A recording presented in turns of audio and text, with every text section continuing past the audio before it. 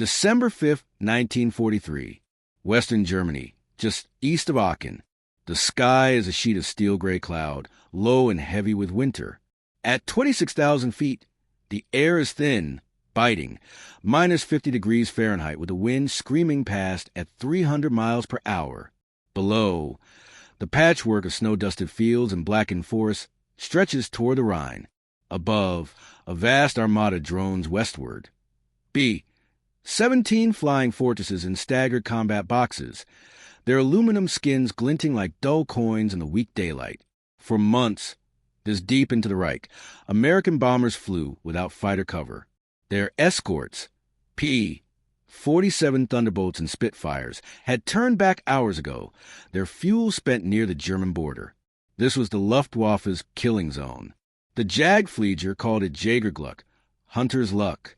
And for the last year, luck had been theirs. But today, something is different. Trailing the bomber stream, low on the flanks, sleek silhouettes with razor-thin wings and long, liquid lines stay in formation. Their noses are painted blood red. They do not peel away. They do not circle back. They press deeper, past Munster, past the Ruhr smog-belching factories, toward the very heart of German air defenses. In a Bf-109G howling upward from Gütersloh airfield, Oberleutnant Erich Hartmann scans the sky. He expects the usual, fat, slow bombers, vulnerable once their fighters vanish. Instead, he sees them, those red-tailed fighters, turning tightly, aggressively, already climbing to meet his squadron. Their range shouldn't be possible. Their presence shouldn't be real. Yet there they are. And in that moment, as contrails stitch the sky and engines roar toward a new kind of air war, a cold certainty settles over the German pilot. We are no longer safe anywhere. This is the first time German pilots truly understand. The Mustang can go all the way to Berlin, and it will. Now, to understand how this moment came to pass, we must go back to the ruins of strategy, the gamble of engineering, and the desperate doctrine that nearly cost the Allies the air war over Europe. In the summer of 1940, as Britain stood alone against the Third Reich, the Royal Air Force launched the first strategic bombing campaign in history. Not in daylight, but under cover of night. Precision was impossible. Cities became targets. Bombs fell on factories, yes, but also on homes, schools, hospitals. The goal was not just to destroy German industry, but to shatter civilian morale. It failed. German production rose. Civilian resolve hardened. By 1942, the Americans entered the war in Europe with a different doctrine. The United States Army Air Forces, USAF, believed in daylight precision bombing. With the Norden bomb sight, they claimed they could drop a bomb into a pickle barrel from 5 miles up. Their weapon was the B-17 Flying Fortress. Heavily armed, flying in tight defensive formations, designed to fight its way to the target and back without fighter escort. It was a theory forged in peacetime. Reality proved far crueler. The Luftwaffe was not the disorganized force the British had faced in 1940. By 1942, Germany had built an integrated air defense system unrivaled in the world. Radar stations lined the coast from Norway to Brittany. Fighter command, Luftwaffe, control hundreds of Jägerschwadern, fighter wings, stationed across occupied Europe. Ground controllers vectored Bf-109s and FW-190s directly into bomber streams with chilling efficiency. Flak batteries, 88mm and 105mm guns, blanketed industrial cities in walls of steel. And the Allies had no answer for range. The P-38 Lightning, America's twin-engine fighter, could reach deeper into Europe, but its engines iced over at high altitude, and maintenance was a nightmare.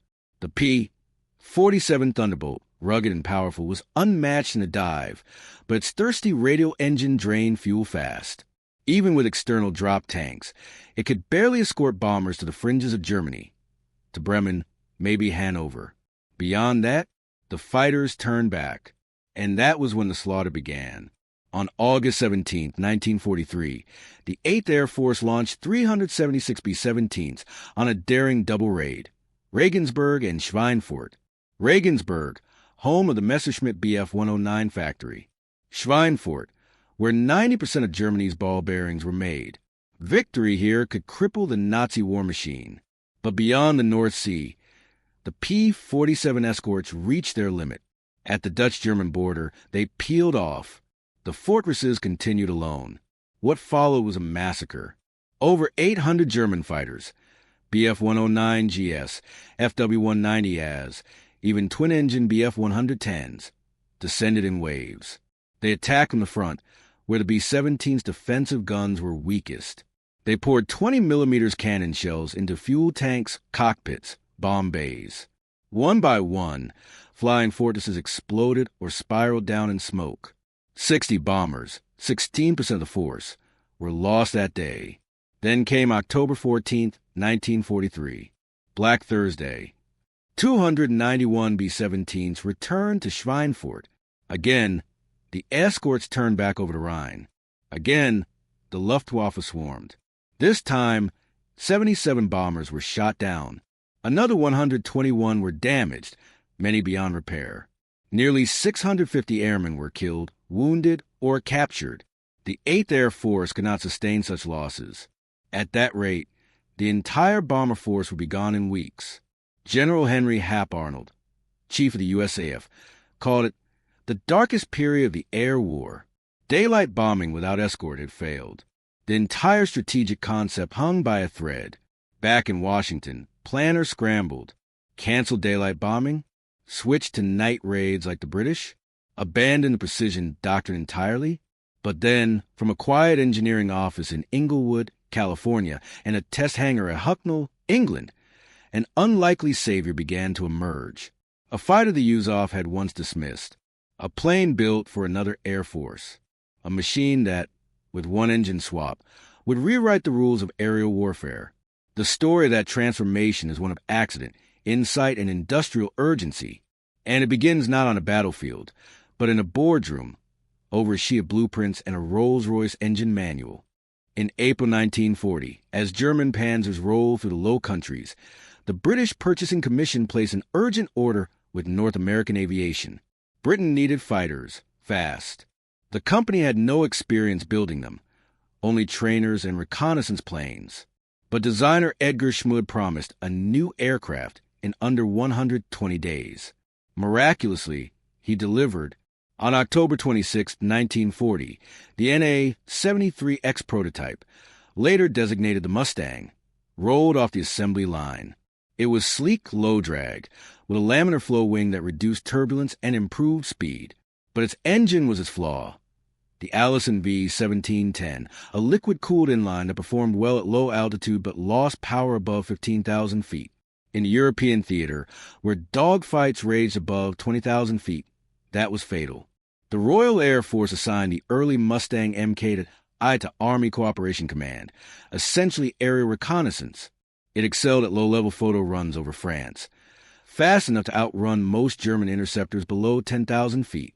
But it never saw combat as a frontline fighter. The RAF barely noticed it. The USAF ignored it entirely. Then, in mid-1942, a quiet experiment changed everything.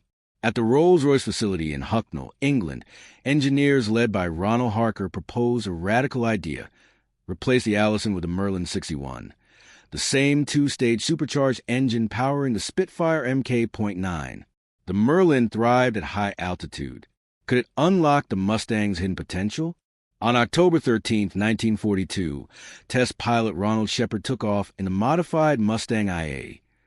Climbing past 20,000 feet, the aircraft didn't slow. It accelerated. At 25,000 feet, it hit 415 miles per hour. At 30,000 feet, it was still pulling ahead. The laminar wing, once a curiosity, now delivered unmatched range and efficiency. The Merlin engine gave it power where the Luftwaffe fought. The results were undeniable. The Mustang wasn't just competitive, it was superior. Back in Washington, the Yuzov was skeptical. The P-38 and P-47 were already in mass production. Why adopt a four-modified design? But pressure was mounting. After Black Thursday, General Ira Eaker, commander of the 8th Air Force, demanded a solution. In December 12th, as winter closed in over England, the decision came down: convert Mustang production to the Merlin-powered P-51B.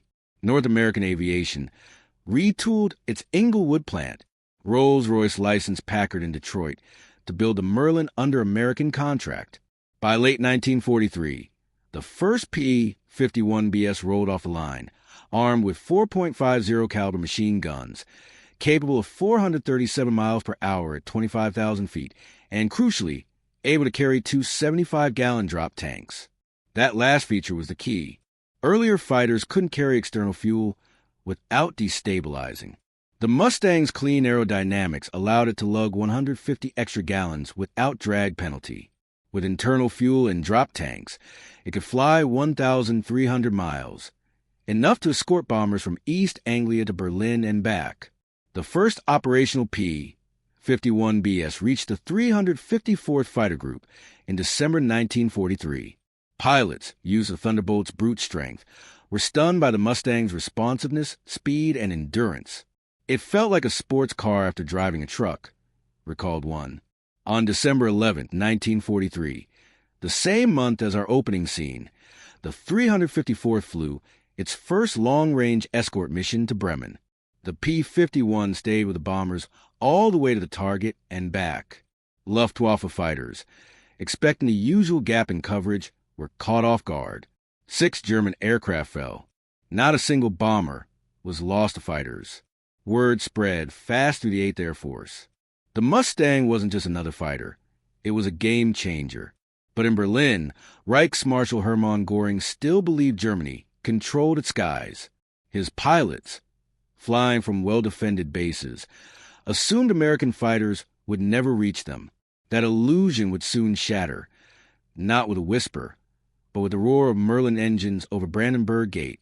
To understand how that realization struck the Luftwaffe, not as theory, but as trauma, we must see the war through multiple eyes. The hunted, the hunter, the engineer, and the commander. For years, Luftwaffe pilots operated with near certainty, beyond the range of Allied fighters. They attacked bomber streams with impunity. They called it Reichsverteidigung, Defense of the Reich, and they ruled it. Pilots like Hans-Joachim Marseille in North Africa or Walter Nautny on the Eastern Front became legends. But even the best in the West, like Heinz Barr or Gerhard Barkhorn, grew accustomed to predictable patterns. Bombers arrive, escorts depart, intercept begins. Then, in late 1943, the pattern broke. Suddenly, red-tailed fighters were waiting inside Germany. They didn't just defend, they hunted.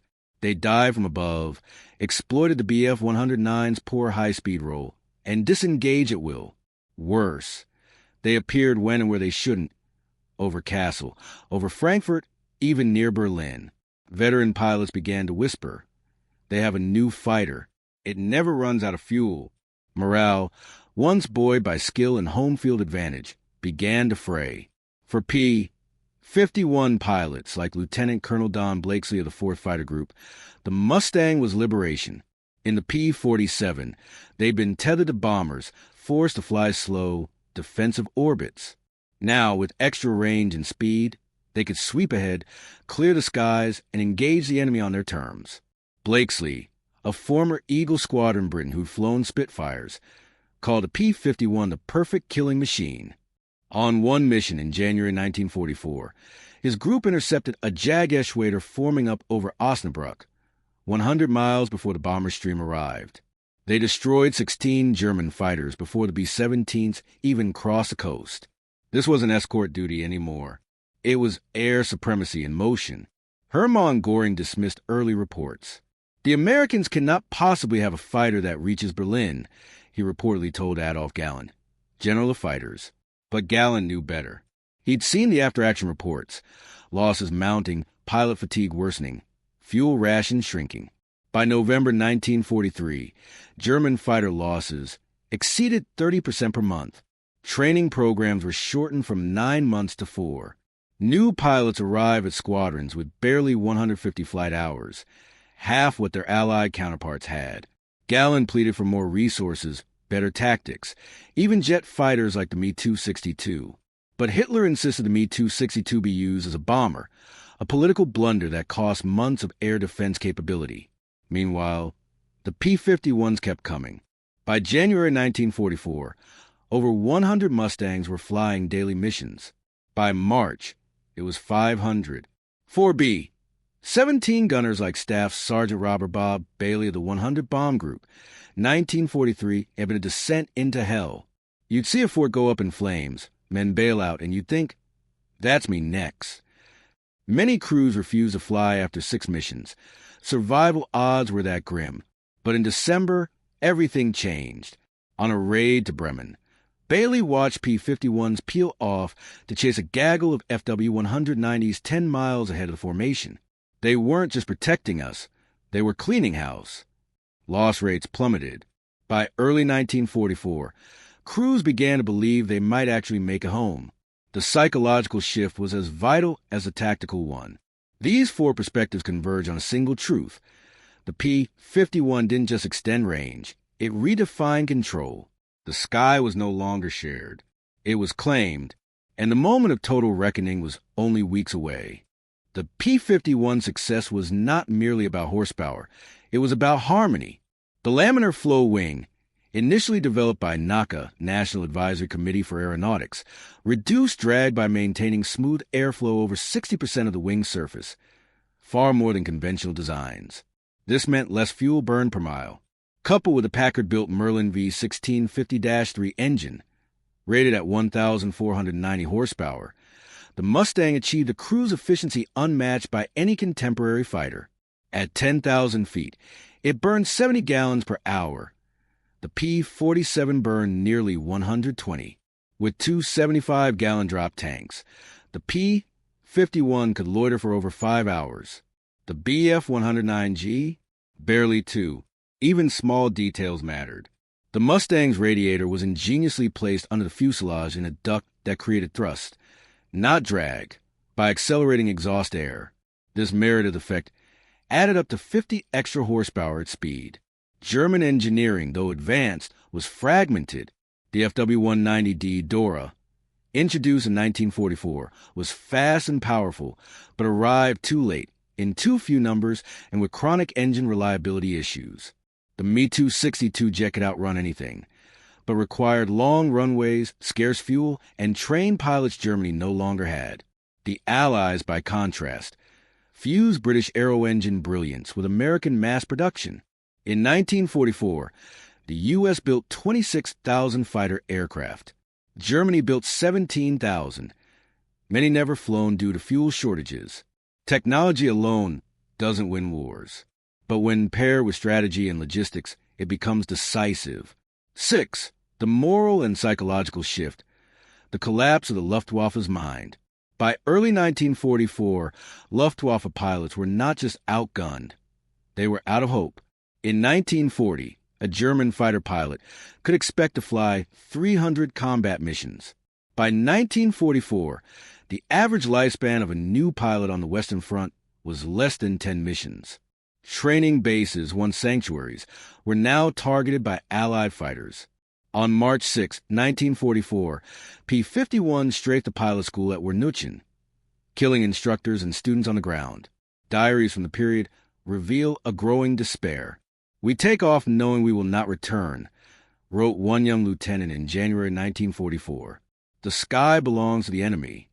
Meanwhile, Allied pilots grew bolder. Mustang squadrons began fighter sweeps, missions with no bombers at all, just hunting German aircraft wherever they could be found.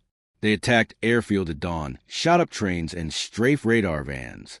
The Luftwaffe was forced into reactive, defensive scrambling, always late, always outnumbered. Even Adolf Galland, a pilot of unmatched skill and courage, admitted in post-war interviews, "When the Mustang appeared over Berlin, we knew the war was lost in the air.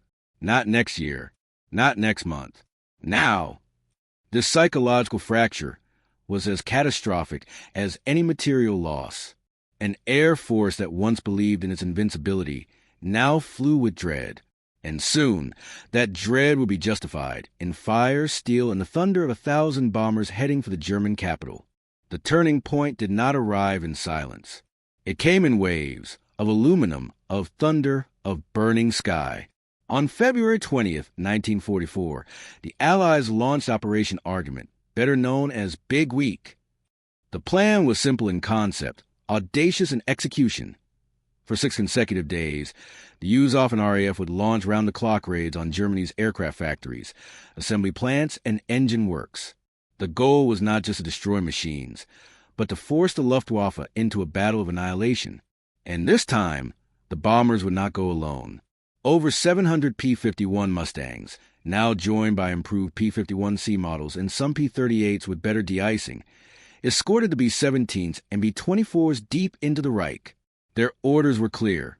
Protect the bombers, yes, but also seek out and destroy German fighters wherever they were found.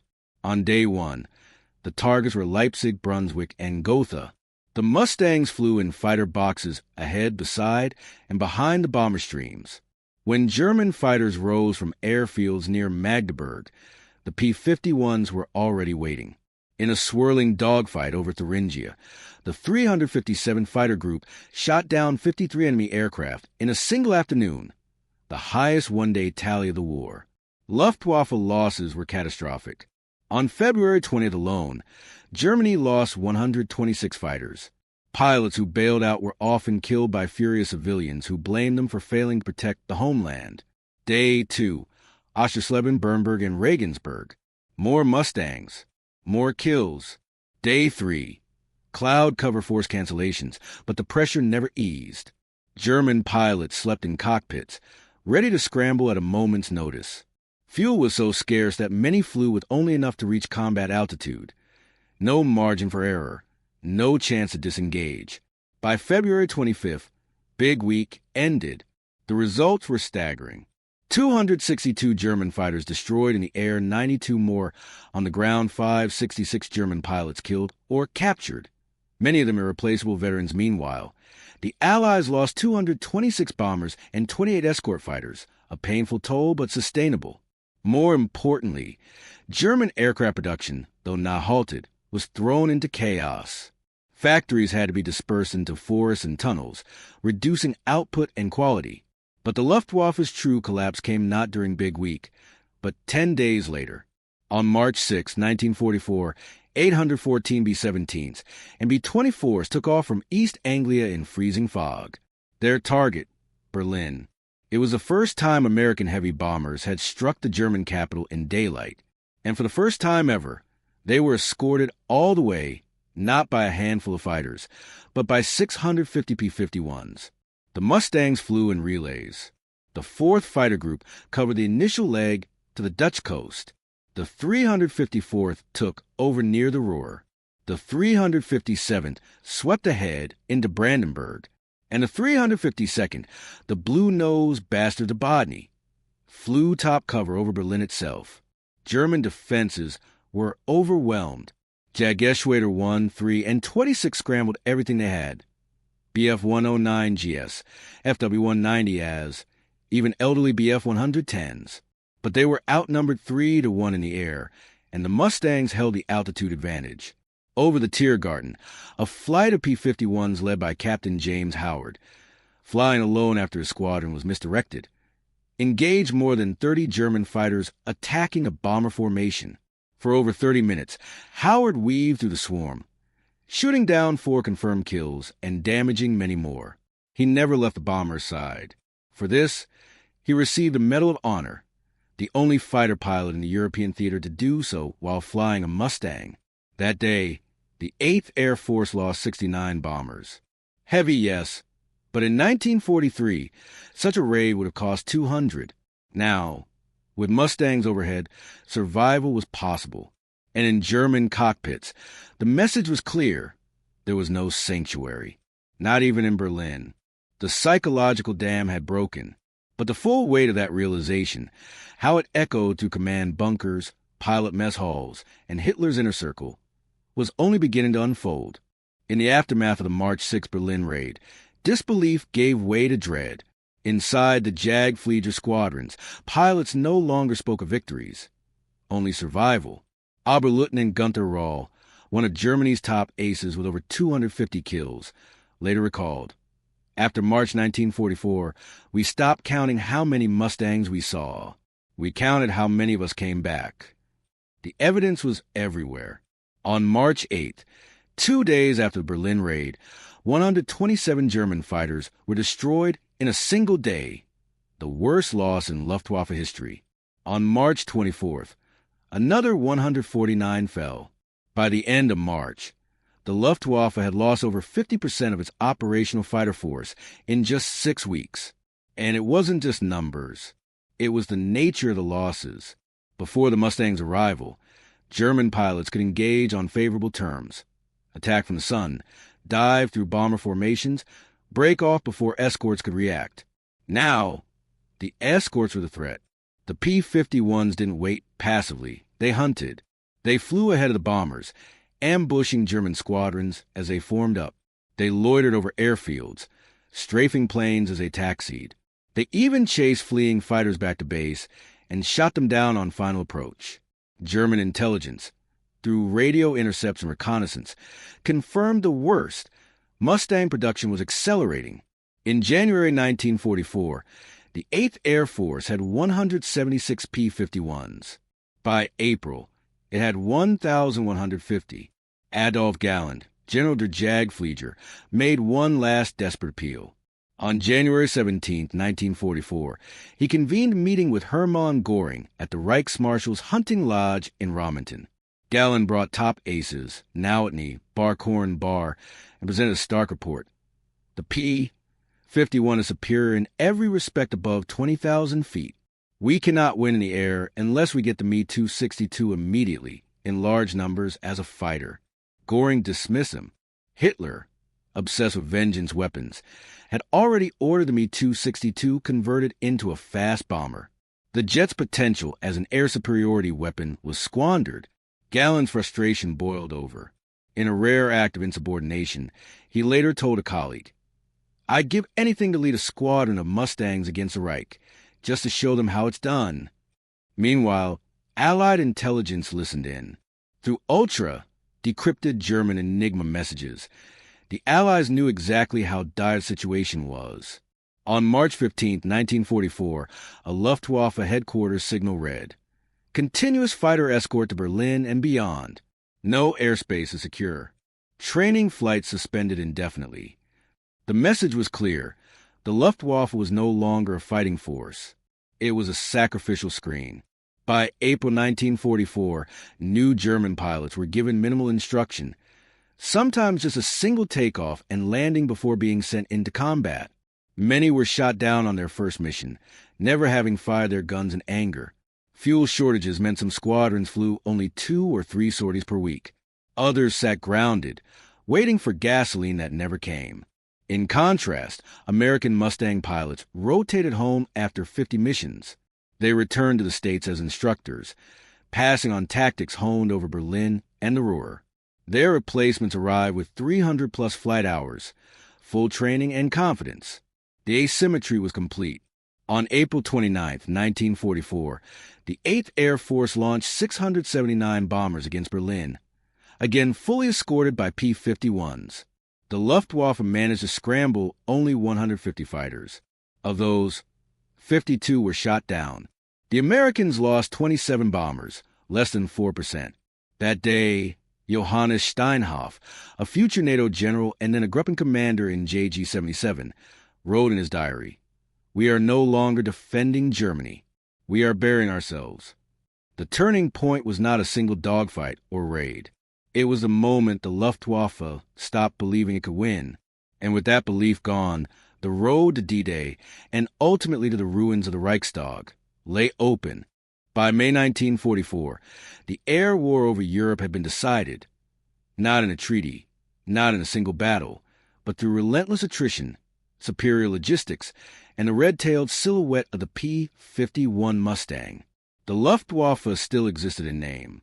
Its factories, hidden in caves and forests, actually increased aircraft production through mid-1944, a testament to Albert Speer's organizational genius.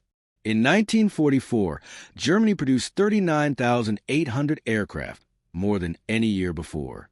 But production without pilots, fuel, or airspace was meaningless. Fuel was the true choke point. In early 1944, the Allies shifted focus to Germany's synthetic oil plants, Luna, Politz, Gelsenkirchen. These facilities produced 90% of Germany's aviation fuel. On May 12, 1944, the 8th Air Force launched its first major raid on the oil targets. Mustangs escorted the bombers and then, after the bombs fell, swept the skies for defenders. The results were devastating. German fuel reserves plummeted from 575,000 tons in March to 175,000 by September. By November, monthly aviation fuel output was just 10% of January levels. Fighter units were rationed to 20 to 30 minutes of flight time per pilot per month, barely enough for takeoff and landing, let alone combat training. Without fuel, even the revolutionary Me-262 jet fighter became a museum piece on a runway. Of the 1,400 Me-262s built, fewer than 300 ever saw combat. Most were destroyed on the ground by marauding Mustangs during fighter sweeps, missions now conducted almost daily. These were no longer escorts. They were airborne occupations. The P-51's role evolved accordingly. With German fighters largely eliminated by mid-1944, Mustang groups turned to ground attack. Armed with bombs, rockets, and their 6.50 caliber machine guns in the later P-51D model, they shredded rail lines, bridges, and troop convoys. In the months before D-Day, they severed the German transportation network, isolating Normandy from reinforcement. On June 6, 1944, as Allied troops stormed the beaches of Normandy, the skies above were utterly empty of German aircraft. Not a single Luftwaffe fighter attacked the invasion fleet that day. It was the first and only time in history a major amphibious landing occurred without enemy air opposition. That dominance was bought and paid for in the winter of 1943 to 44. The P-51 had not just escorted bombers. It cleared the battlefield. And this control only deepened as 1944 wore on. By August, Mustangs were flying from newly captured airfields in France, slashing response times and extending reach. By October, they operated over Balkans and southern Germany. By February 1945, they roamed as far east as Dresden and Prague. The Luftwaffe, once the terror of Europe, was reduced to sporadic, suicidal interventions, like Operation Bodenplatte on January 1st, 1945, a last-ditch attack on Allied airfields that cost Germany 300 irreplaceable pilots for minimal gain. The war in the air was over, but the human cost on both sides was only now being fully reckoned. The statistics of the air war are staggering, but behind each number is a human story. For the Luftwaffe, the losses after December 1943 were catastrophic beyond recovery. Between January and June 1944 alone, Germany lost over 2,500 fighter pilots, more than the entire pre-war pilot corps. The average life expectancy of a new German fighter pilot on the Western Front in early 1944 was 3 to 4 combat missions. Many never made it past their first scramble. Gunther Rahl, who survived the war with 275 aerial victories, later said, "We weren't defeated by better planes. We were defeated by a system that gave our enemies endless pilots, endless fuel, and endless chances. We had none." On the Allied side, the toll was also heavy but sustainable. The 8th Air Force lost 26,000 men killed in action and another 23,000 taken prisoner during the war, more than the entire U.S. Marine Corps lost in the Pacific. But crucially, their losses dropped after the P-51 arrived. In the second half of 1943, bomber crews faced a 26% chance of being shot down on a single deep penetration mission. By the first half of 1944, that figure fell to under 5%. Over Berlin in March 1944, 8.5% of bombers were lost. By February 1945, during the final major raids, losses were below 2%. This dramatic decline was directly tied to Mustang escort. General Carl Tui Spatz, commander of U.S. Strategic Air Forces in Europe, later wrote, "The introduction of the P-51 with long-range tanks was the single most important factor in winning air supremacy over Europe." Post-war analysis confirmed it. The U.S. Strategic Bombing Survey concluded that the long-range fighter escort revolutionized air warfare and made strategic bombing feasible. Without it, the daylight bombing campaign would have been abandoned, delaying D-Day prolonging the war and potentially altering its outcome. Even German commanders acknowledged the Mustang's impact. Adolf Galland, in his 1954 memoir The First and the Last, wrote, "The Mustang was the greatest single factor in winning the air war. It forced us into a defensive battle we could not win, because we could not replace what we lost. The legacy extended beyond the battlefield. The P-51 became the archetype of the modern long-range fighter, combining speed, range, firepower, and reliability. It served in Korea, in air forces from Israel to Indonesia, and remained in active duty in some countries into the 1980s. Over 15,000 were built, but its greatest legacy was symbolic. The red-tailed Mustang, often flown by the Tuskegee Airmen of the 332nd Fighter Group, became an emblem not just of air power, but of perseverance, innovation, and the fusion of industrial might with tactical vision. And for those who faced it in the sky over Germany, it represented something more primal, the moment they realized the war was already lost.